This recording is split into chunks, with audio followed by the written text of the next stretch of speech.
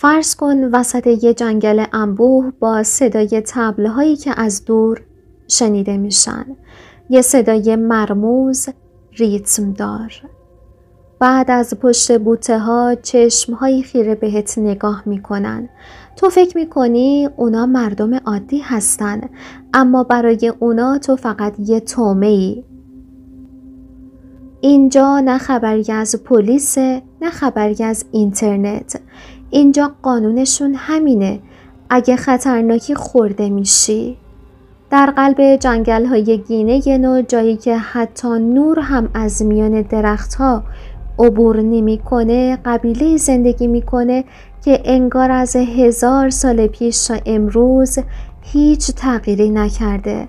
قبیله کوروای. وقتی اولین گروه مستندسازها در دهه 70 میلادی با این قبیله روبرو شدن، نمیدونستن پا به چه دنیایی گذاشتن. خونه هایی در بالای درخت ها، سکوتی مرگبار بین مردم قبیله و نگاه هایی که بیشتر از کنجکاوی بو کشیدن طعمه رو نشون میداد. در فرهنگ کوروای آدمخواری یه سنت نیست، یه وظیفه مقدسه. وقتی کسی بیمار میشه یا رفتار عجیبی داره، رهبران قبیله جمع میشن. اونا باور دارن که خاکوآ، روحی نامرئی و شیطانی وارد بدن اون شخص شده. تنها راه پاکسازی کشتن و خوردن اون فرده. تکه تکه بخش های مختلف بدن برای افراد خاص نگه داشته میشه. قلب برای رئیس قبیله، چون باید قدرت داشته باشه. زبان برای جادوگر قبیله، چون باید با ارواح حرف بزنه. چشمها برای کودکان تا آینده رو ببینن. اینا افسانه نیست. یک خبرنگار هلندی زمانی که به طور مخفیانه در قبیله موند، صدای جیغی ضبط کرد که با صدای خنده و طبل در هم آمیخته بود. اون لحظه فهمید دیگه نباید اینجا بمونه.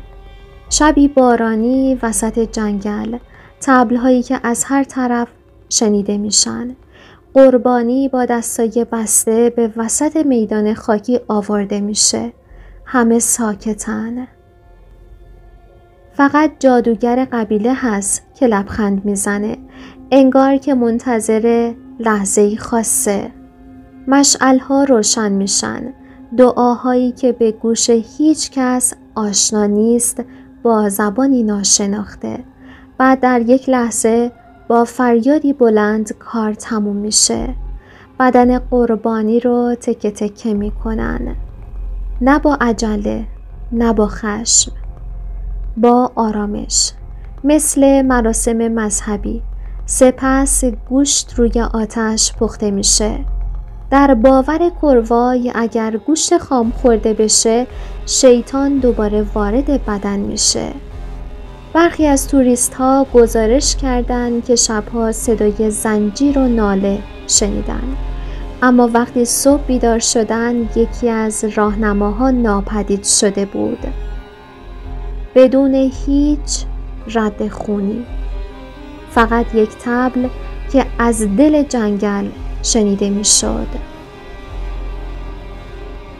برخی مناطق از قلمرو کوروای ها حتی توسط خود اعضای قبیله ممنوع اعلام شده.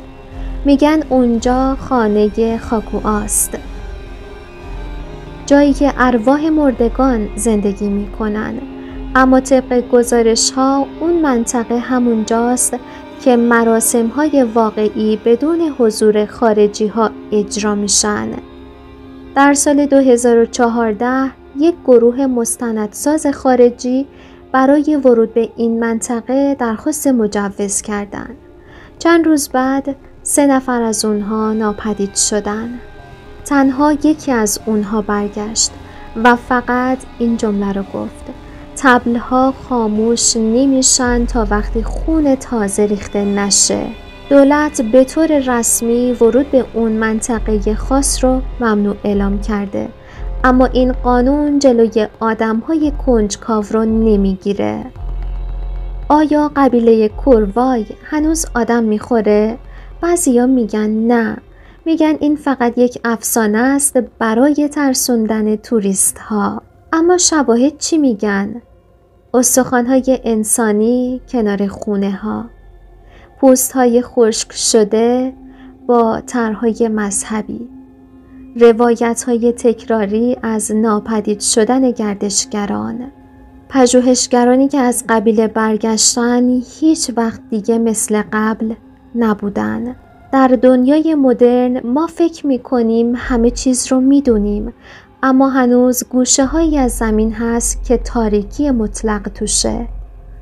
قبیله کوروای نمادی از بعدی فراموش شده از انسانه، بعدی که نشون میده چطور باور یک سنت میتونه جان یک انسانو بگیره. ما هنوز نمیدونیم در اعماق اون جنگل چه اتفاقی میفته، اما یک چیز قطعی وجود داره. هر سال چند نفر در همون منطقه ناپدید میشن و هیچ وقت پیدا نمیشن. و در آخر یک سوال از شما دارم. آیا قبیله آدمخوار وجود داره؟ آیا حاضرید به این منطقه سفر کنید؟ تو کامنت ها برامون بنویسید. و اگه این ویدیو رو دوست داشتی با لایک و سابسکرایب از ما حمایت کنید.